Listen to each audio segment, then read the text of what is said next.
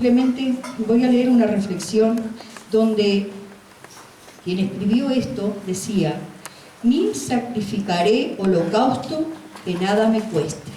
El verso 24 dice así: ni sacrificaré holocaustos que nada me cueste. ¿Qué pensaríamos de un creyente que tiene las siguientes características? En su juventud buscó agradar a Dios con todo su corazón y a pesar de su corta edad asumió algunos retos tremendos en su vida. Siendo adulto, llegó a ser la máxima autoridad de su país, logrando muchos éxitos, aunque en una oportunidad mintió a su líder espiritual. A una edad avanzada, adulteró con la mujer de uno de sus hombres de confianza y luego, para ocultar su adulterio, planeó el asesinato de este hombre. Durante un año aproximadamente, este creyente endureció su corazón y no quiso arrepentirse. Solo cuando un siervo de Dios le confrontó de su pecado, se arrepintió. ¿Diríamos que un hombre así tendría un corazón perfecto para con Dios? La mayoría de los creyentes lapidarían a un hombre con un testimonio así. Sin embargo, aunque el rey David tuvo este testimonio, Dios dice que él era un hombre conforme a su corazón. En 1 Samuel 13:14 usted encuentra lo que opinaba Dios de David. En Hechos 13:22 también. El rey David fue un hombre común y corriente, con pasiones y pecados, como muchos creyentes hoy en día. Sin embargo, a pesar de reconocerse como pecador, fue sensible al pecado y se arrepentía de corazón. Llamaba al pecado por su nombre, dispuesto a cargar con las consecuencias de sus pecados sin echar la culpa a otros. David no se quedaba atrapado con el pecado confesado y perdonado, sino que adoraba a Dios dando lo mejor de lo mejor. Cuando David obedeció, lo hizo de todo corazón. Amén. Dios busca hombres y mujeres conforme a su corazón. Hay algo que es importante, y es muy importante. Cuando nosotros entregamos nuestro corazón al Señor, sabemos que mientras estemos en la carne, cometeremos cosas que tal vez al Señor no le agradan, a Dios no le agrada. Pero dice la palabra de Dios que David, con todo lo que él hizo, fue un hombre que tenía un corazón agradable a Dios. Y eso es importante para nosotros que nos equivocamos, que a veces cometemos pecados sin darnos cuenta, o a veces sabemos que lo estamos cometiendo y uno lo hace y después viene el arrepentimiento. Cuando tenés al Espíritu Santo, es lógico que el Espíritu Santo te va a decir cuando estás equivocado, ¿verdad? Porque Él te trae y te lleva a la verdad. ¿Qué es para la iglesia de hoy esta reflexión? De que en Cristo tenemos el perdón. Cuando nos arrepentimos de corazón, el Señor siempre está dispuesto a perdonarnos. Es mentira del diablo que si nos equivocamos una vez, ya no somos dignos de estar en la casa de Dios. Si nos equivocamos 2 veces, ya no sos digno del Señor. No, Dios es amor y nos enseña que Dios es amor y el que permanece en Dios permanece en amor. Y que siempre que tengamos un corazón dispuesto a pedirle perdón al Señor, a arrepentirnos de corazón, Él siempre nos va a recibir con los brazos abiertos. Porque es un Padre bueno, porque es un Padre amoroso, porque es un Padre fiel y siempre va a querer mejor para sus hijos, ¿verdad? Para los suyos.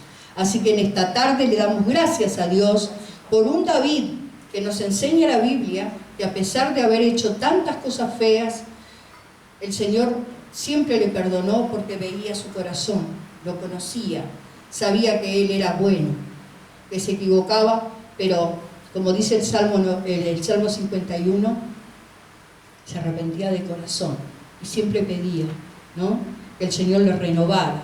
Renueva un espíritu dentro de mí, dame un corazón limpio, decía David. Amén. Gloria a Dios.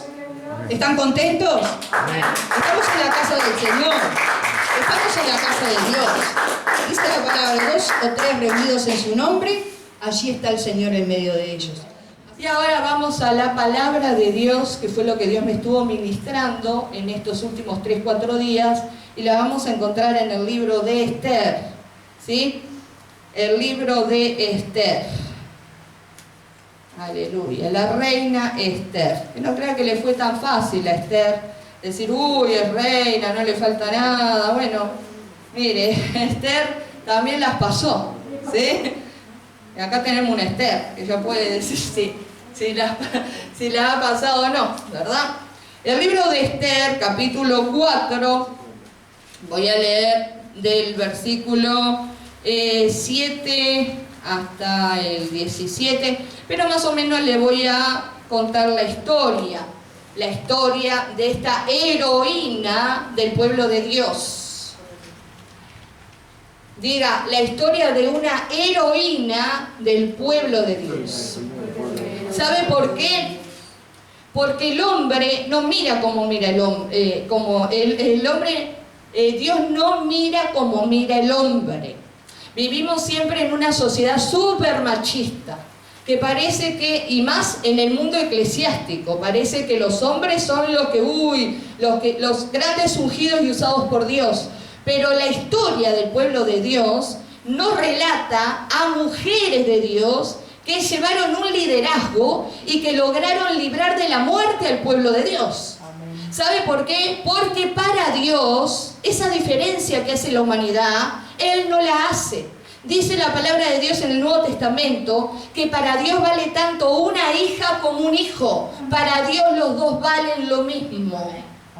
Dios no hace preferencia entre el hijo varón o la hija mujer. Para Dios los dos son valiosos, los dos son importantes. Cristo murió y resucitó por los dos, y Cristo le ha dado un propósito a los dos. ¿Entiende? Y aquí, en este libro, en esta historia del pueblo de Israel, encontramos a una jovencita valiente. Encontramos a una jovencita que quedó huérfana. Ella, no sabemos a qué edad, Esther quedó huérfana de su papá y de su mamá y fue criada por Mardoqueo, su primo. Luego, ellos le tocó vivir justo en el tiempo en que gobernaban los medos y los persas. ¿Se acuerda? El imperio babilónico, el imperio medo-persa, el imperio griego, el imperio romano, y bueno, ¿se acuerda de la estatua de Nabucodonosor que se lo expliqué? Bueno, Esther le tocó vivir en el tiempo que gobernaba el imperio medo-persa, en Persia. Y en Persia había un rey llamado Asuero, que estaba acostumbrado a hacer sus banquetes y todo, y un día llamó a su esposa, la reina Vasti, que fuera a celebrar con todos que estaban ebrios, ¿verdad? Y la reina Vasti dijo, no, estos hombres hace días que vienen tomando, yo no soy un trofeo como para estarme metiendo en la reunión. Bueno, la cuestión que todo eso desagradó, y bueno, Vasti fue destituida del reino, y había que encontrar otra reina. Entonces, en el propósito que se halló en eso, fueron a todas las provincias y agarraron jóvenes vírgenes, las llevaron al harén, estuvieron un año higienizándolas, preparándolas, perfumándolas, para que cada una fuera a ver al rey Asuero, a ver cuál al rey le agradaba para que fuera la nueva reina. Y era aquí que Esther, esa chica huérfana, esa chica criada por su primo Mardoqueo, bueno, fue una de las chicas que cuando fue la guardia del Palacio Real a llevarse las doncellas, no podían hacer nada, es decir, era una orden del rey y por más que el primo quería que se quedara en la casa, no, había que llevarla. Era la orden de la autoridad máxima, que quería que todas las doncellas fueran para el palacio. Pero lo que ellos no sabían y no entendían, y a veces nosotros no entendemos, hermano, que detrás de cosas que para nosotros parece que fueran difíciles, hay que ver la propuesta de Dios, el propósito de Dios, qué es lo que Dios tiene con lo que está sucediendo, ¿verdad?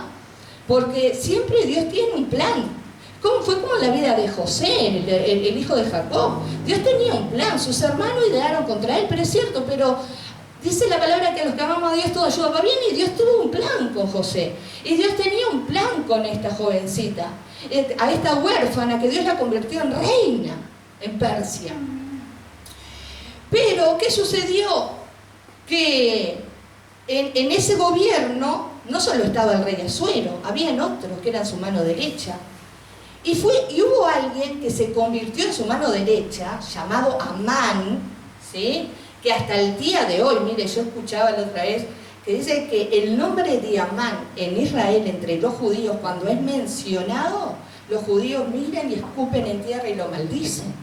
Porque Amán era como un prototipo de anticristo, ¿sí? Era un hombre malvado que quería la destrucción del pueblo de Dios, la destrucción de los judíos, ¿sí? Fue un prototipo de Hitler con la masacre que dice. Es más, muchos teólogos e historiadores dicen que en el libro de Esther está escondida la masacre que hubo después a través de Hitler con el genocidio judío.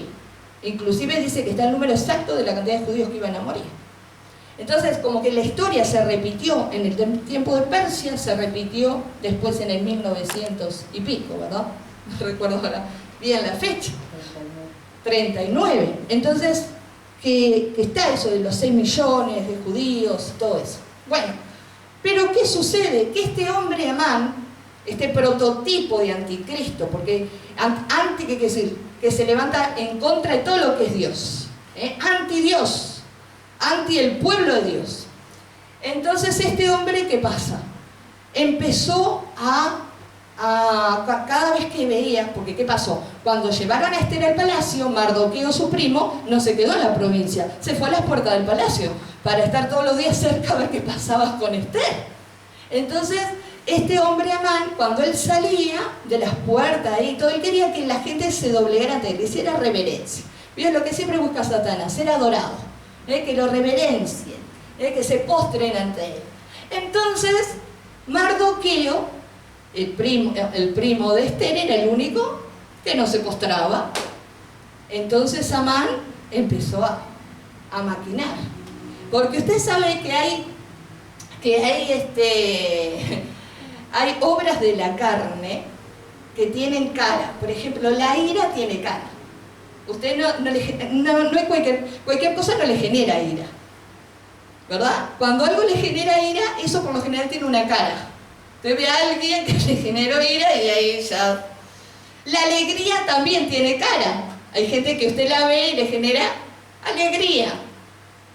Y el miedo a veces también tiene cara, aunque usted no lo crea. Y así muchas de las obras de la carne tienen cara y generan emociones dentro, negativas o positivas, dentro del organismo nuestro. Entonces, ¿qué pasaba con Amán? Que cada vez que veía que Mardoqueo no se doblegaba ante él, le generaba una ira y decía: ¿y quién es este judío Mardoqueo que es el único que no me hace reverencia? ¿Quién se piensa que es este? Y así maquinaba todos los días, ¿no? Hasta que en un momento, usted ya sabe, Esther se convierte en la nueva reina de Persia, porque cuando el rey vio a Esther, la cara de Esther le generó ¿qué? Alegría. La cara de Esther le generó paz. La cara de Esther le generó esa confianza, esa seguridad de que Esther era la reina que tenía que gobernar juntamente con él, ¿no? Entonces, ¿qué sucedió? Que Esther estaba gobernando con Asuero y Amán era la mano derecha de Asuero, y ahí y Amán quería liberarse de Mardoqueo, pero como no podía, ¿qué hace? Envuelve al rey, lo envuelve, inventando, porque Satanás siempre inventa, injuria, difama, y le dice al rey: hay un remanente dentro de tu reino, hay gente que no quiere pagar los tributos, hay gente que está conspirando contra ti, bueno, hace una cantidad de cosas. El tema es que el rey dice, no sabía la nacionalidad. El rey dice: bueno, toma, acá está mi anillo real, pon un decreto y haz lo que vos quieras. Entonces Amán hace un decreto de matar y exterminar a todos los judíos, se encontraran en la provincia que se encontrara. Y acá viene lo que sucede, porque cuando ese edicto real es llevado a todas las provincias y dicen, el día 13 de tal mes, todos los judíos van a ser exterminados, y el rey no sabía la nacionalidad de Esther, porque eso fue una cosa que Esther se la guardó, porque el primo le dijo, nunca le digas a Asuero de dónde provenís. Él no sabía si ella era babilónica, si era de otro lado. Sucede esto. Y vamos a leer acá en este pasaje. Versículo 7 dice, y Mardoqueo le declaró todo lo que le había acontecido y le dio noticia de la plata que Amán había dicho que pesaría para los tesoros del rey a cambio de la destrucción de los judíos. Le dio también la copia del decreto que había sido dado a Susa para que fuesen destruidos a fin de que la mostrase a Esther y se lo declarase y le encargara que fuese ante el rey a suplicarle y a interceder delante de él por su pueblo. Vino a Atac y contó a Esther las palabras de Mardoqueo. Entonces Esther dijo a Atac que le dijese a Mardoqueo, todos los siervos del rey y el pueblo de las provincias del rey saben que cualquier hombre o mujer que entra en el patio interior para ver al rey sin ser llamado, una sola ley hay respecto a él, ha de morir, salvo aquel a quien el rey extendiese el cetro de oro, el cual vivirá, y yo no he sido llamada para ver al rey estos 30 días. Y dijeron a Mardoqueo las palabras de Esther. Entonces dijo Mardoqueo, que respondiesen a Esther, no pienses que escaparás en la casa del rey más que cualquier otro judío, porque si callas, absolutamente en este tiempo respiro y liberación vendrá de alguna otra parte para los judíos, mas tú y la casa de tu padre pereceréis. Y quién sabe si para esta hora has llegado al reino. Y Esther dijo que respondiesen a Mardoqueo, ve y reúne a todos los judíos que se hallan en Susa, y ayunad por mí y no comáis ni bebáis en 3 días, noche y día. Yo también con mis doncellas ayunaré igualmente, y entonces entraré a ver al rey, aunque no sea conforme a la ley, y si perezco, que perezca. Entonces Mardoqueo fue e hizo conforme a todo lo que le mandó Esther. Y en el 5.1.2 dice, aconteció que al tercer día se vistió Esther su vestido real y entró en el patio interior de la casa del rey enfrente del aposento del rey, y estaba el rey sentado en su trono en el aposento real enfrente de la puerta del aposento. Y cuando vio a la reina Esther que estaba en el patio, ella obtuvo gracia ante sus ojos. Y el rey extendió a Esther el cetro de oro que tenía en la mano. Entonces vino Esther y tocó la punta del cetro, y dijo el rey, ¿qué tienes, reina Esther, y cuál es tu petición? Hasta la mitad de mi reino se te dará. Bueno, hermano, acá Mardoqueo le hace una entrega a Esther acerca de lo que estaba aconteciendo con su pueblo, con su linaje. Mardoqueo le hace saber a Esther lo que estaba pasando, pero ella estaba dentro del palacio, ella no sabía lo que estaba tramando Amán, no sabía nada de eso. Lo único que vienen los sirvientes de Esther y le dicen, tu primo Mardoqueo ahora se tira a tierra encima, vive gritando, vive llorando a las puertas del palacio, está enlutado, se había puesto un saco, una bolsa de arpillera encima, y Esther mandaba vestir, le mandaba comida, pero no sabía por qué Mardoqueo estaba tan mal. Lo que pasa es que cuando el pueblo se entera que hay sentencia de muerte sobre ellos, empiezan a decir, Dios nos abandonó, Dios nos dejó, Dios se olvidó de nosotros. ¿Dónde está Dios? Estaba también el tiempo de Esdras, aún Nehemías también estaba viviendo en ese tiempo. Entonces el pueblo, cuando vienen los momentos difíciles, muchas veces, si no tenemos la experiencia con Dios, el carácter y la madurez espiritual que se requiere tener, lo primero que piensan, ay, Dios se olvidó de mí, por eso me pasa esto. Y no es, hermano, era lo que hablábamos hoy al comienzo en el Salmo 53, no es Dios el encargado de la maldad de los hombres. Los hombres tienen libre albedrío, hermano, y los hombres también un día van a tener que responder delante de Dios por sus buenas acciones y sus malas acciones. Y este hombre, lleno de odio, tomando las atribuciones que le había dado el rey, decretó matarlos a todos. Entonces Mardoqueo después le dice a Esther, no, estamos así, no solo yo, sino que todo tu pueblo, y vos también. No te pienses que porque estás ahí adentro del palacio real, te vas a librar, porque cuando se enteren que vos sos judía, a vos también te van a matar. Le cuenta el plan que había de aniquilar. Y Satanás siempre ha tenido en la historia de la humanidad su plan para querer destruir al pueblo de Dios, para querer dispersar al pueblo de Dios, para querer hacer huir al pueblo de Dios. Siempre, hermano, si vos sos pueblo de Dios, tenés que saber que el enemigo la va a tener contra vos. Pero ¿quién te ha dado la victoria? Vos, Jesucristo en la cruz del Calvario hace más de 2000 años. ¿Quién es el que tiene el mejor plan y el mejor propósito? Nuestro Padre Celestial, que es un Dios lleno de amor y misericordia. ¿Quién es el Jehová de los ejércitos? Le llaman guerrero, Jehová de los ejércitos. ¿Quién es el que ya venció? Nuestro Dios Todopoderoso. Pero ¿qué tenía que hacer el pueblo? ¿Qué tenía que hacer Mardoqueo? ¿Qué tenía que hacer Esther? Es lo mismo que tiene que hacer el pueblo de hoy, es lo mismo que tienes que hacer tú, es lo mismo que tengo que hacer yo. ¿Sí? Tienen que ponerse de acuerdo. Tienen que tener compromiso, tienen que asumir responsabilidades. Tienen, en este caso, Esther dijo, bueno, porque aunque ella fuera la reina, hermano, había algo que había que cumplir. Si el rey no la mandaba a llamar, ella no podía presentarse delante del rey porque el rey la podía mandar a matar. ¿Entienden? No es que, quiero ver a mi esposo, porque era el esposo Asuero, pero si el esposo no le había mandado a llamar, Esther podía perecer.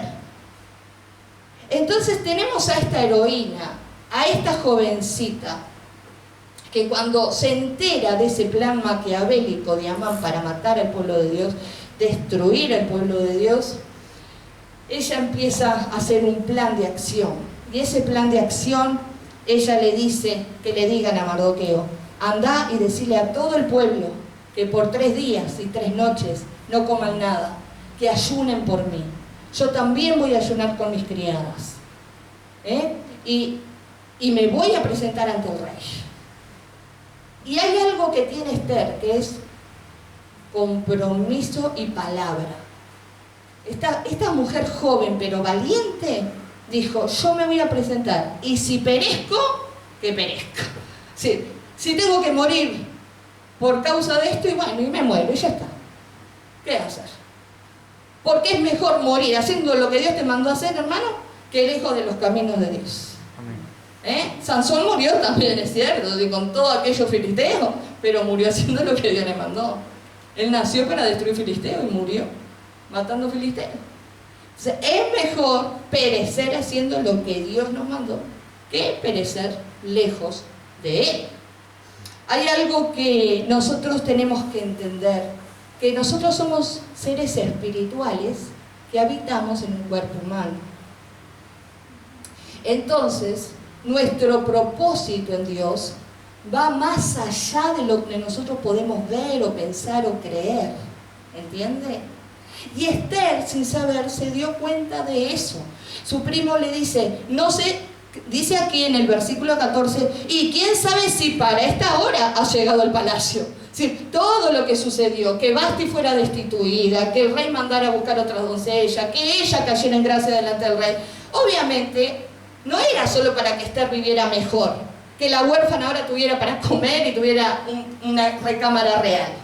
No, esas son cosas de las añadiduras que Dios nos da, que nosotros vivimos, que son parte de la vida natural que tenemos, carnal, obviamente, todos tenemos necesidades físicas, pero también tenemos que entender eso, que no solo somos seres físicos, ¿sí?, carnales, sino que nosotros somos seres espirituales que habitamos dentro de un cuerpo. Amén. Y Esther entendió eso, que el propósito por el cual Dios le había plantado en ese lugar iba mucho más allá de lo que Esther pensara o creyera. Y cuando Esther lo entendió, fue cuando Esther dio su palabra, dio su compromiso, y dijo, bueno, ahora yo voy a hacer lo que se supone que se tiene que hacer para salvar a este pueblo. pero no sé si en eso no me va la vida. Y gracias a Dios porque los propósitos de Dios siempre son más grandes que los nuestros, ¿verdad? Dice que los pensamientos de Dios son más extensos que los nuestros. Esther pudo vencer quizás esos miedos, esos temores. Yo le decía hoy a alguien, Satanás trabaja tenazmente con la emoción del miedo. El miedo es diferente al temor, ¿no? El temor es otra cosa. El miedo, cuando una persona, a través de la televisión, por ejemplo, hoy en día, ¿no? Celina decía la otra vez, yo no miro más informativo, ¿no? Porque cuando usted ve las noticias y ve terremoto por un lado, inundaciones por otra, fulanos que se están armando para la guerra, ahora en Rocha fue que los cisnes de cuello negro, que la gripe aviar, y la gripe del otro, y el COVID, y todo eso, la gente, ¿qué le pasa? El enemigo usa los medios de comunicación, y así se va a mover el anticristo, para generar a la gente miedo, para generarle temor. Y si a usted se le genera miedo y temor, a usted se le bajan las defensas del organismo. Y si a usted se le bajan las defensas del sistema inmunológico, usted se agarra cualquier porquería, y cualquier porquería se lo puede llevar. Entonces, ¿y cómo viene el miedo? Bueno, a través, los cautiverios entran por la vista, por los oídos, por lo que uno ve, por lo que uno escucha. Entonces uno tiene que aprender en Dios a gobernar sus pensamientos, llevar todo pensamiento cautivo a Cristo Jesús. ¿Entiende? Y cuando usted ve algo que usted dice, uy, viene otra pandemia en curso, y a usted le quiere generar miedo, usted lleve ese pensamiento cautivo a Cristo, y usted diga, no, pero si el Señor me guardó antes, me va a guardar ahora también, ¿no? Y en vez de liberar tanto cortisol en su organismo, es una hormona que se encuentra arriba de las glándulas suprarrenales, y hay una también por aquí, que eso intoxica el organismo y le genera problemas, usted libera otras hormonas de la felicidad. Usted empieza a mirar, yo qué sé, cosas más lindas, le gustan las plantas, mire el mar, distráigase, mire cosas productivas. Me fui y me desvié, ¿no? Bueno, pero porque su organismo, le voy a decir algo, su organismo no identifica, usted puede tener una situación de peligro real o puede tener una situación de peligro imaginaria, y su organismo no va a identificar si es imaginario o si es real. El organismo va a reaccionar de la misma forma para defenderse, ¿entiende? Y el único que se daña, ¿quién es?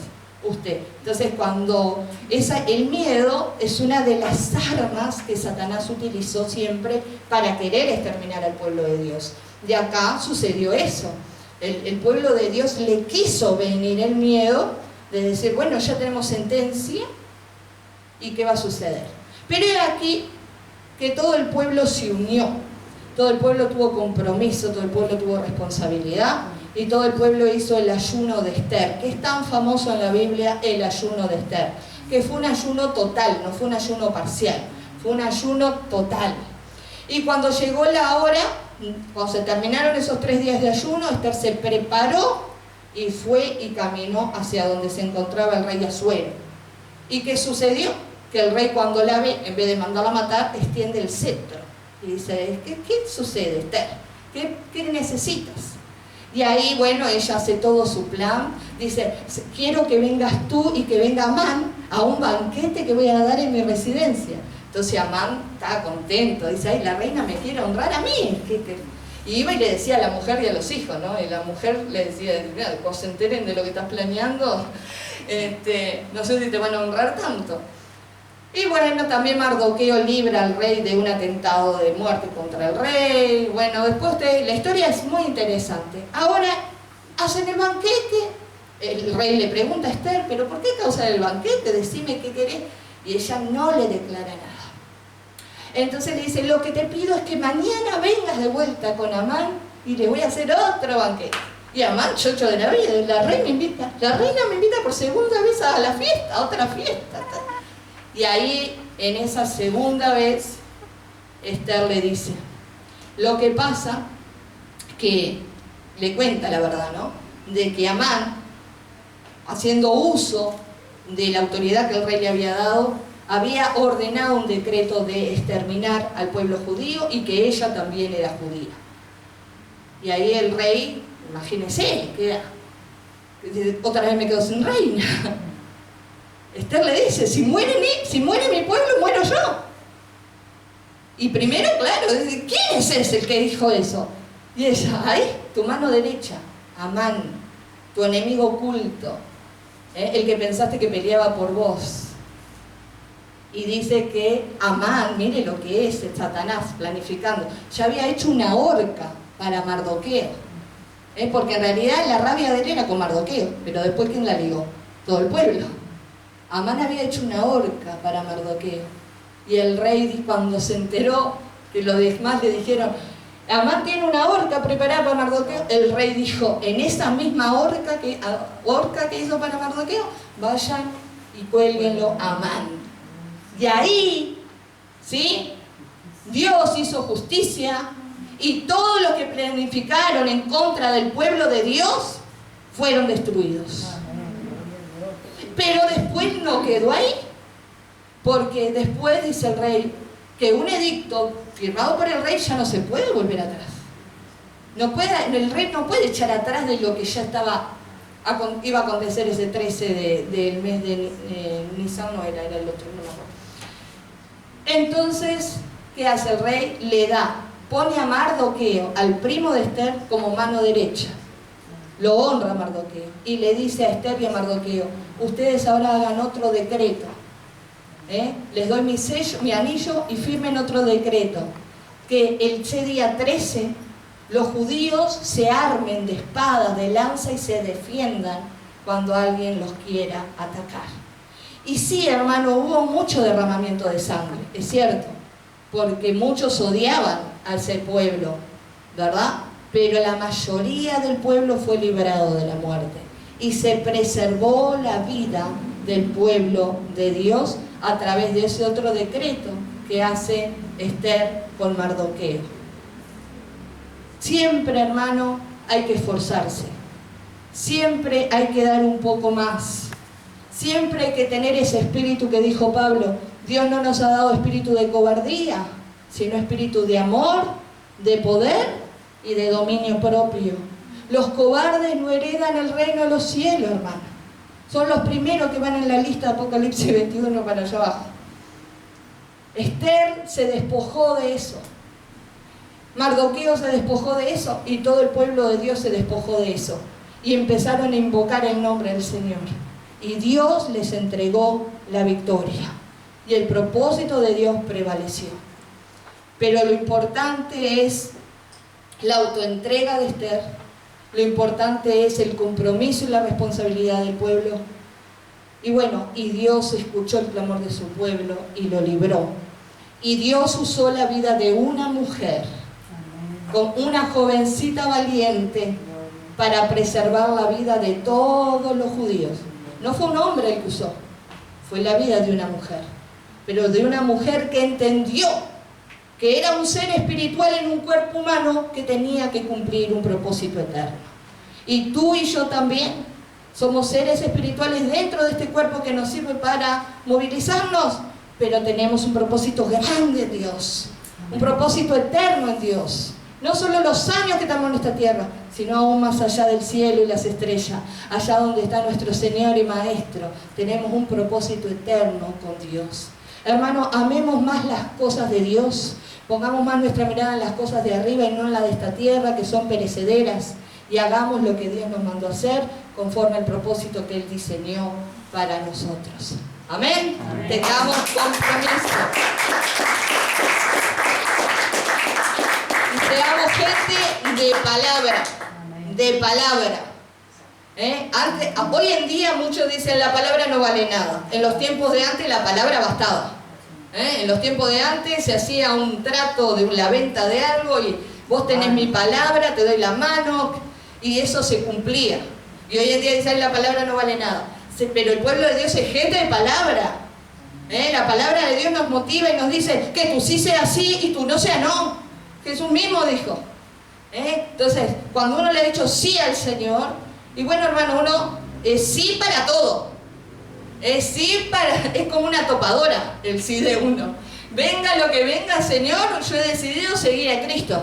Y he decidido seguir a Cristo, y he decidido servir a Cristo. Y a veces nos vamos a sentir ahí medio tambaleando, y decir, ay Señor, en realidad hoy no tengo ganas, hoy no me siento muy bien, ¿verdad? O a veces nos vamos a caer depresivos como Elías, diciendo, ay, ahora, ¿y por qué no me llevas de una? Y Dios no lo fue a resolver. Elías le dijo, mandó un ángel, le dijo, dale de comer y de beber a este que está diciendo pavada, todavía no lo voy a llevar. ¿Entiendes? Jonás también, entonces ¿para qué? Me quiero morir, matame. Porque también los hombres y mujeres de Dios han sufrido a veces estados pasajeros de depresión, no permanentes. Es otro problema. Estados pasajeros. Usted mismo le ha pasado a veces. No quiere ir a la iglesia, que vaya otro. No quiero ir a visitar a fulano, que vaya otro. Si hay fiesta y comilona, ahí estamos. ¿No?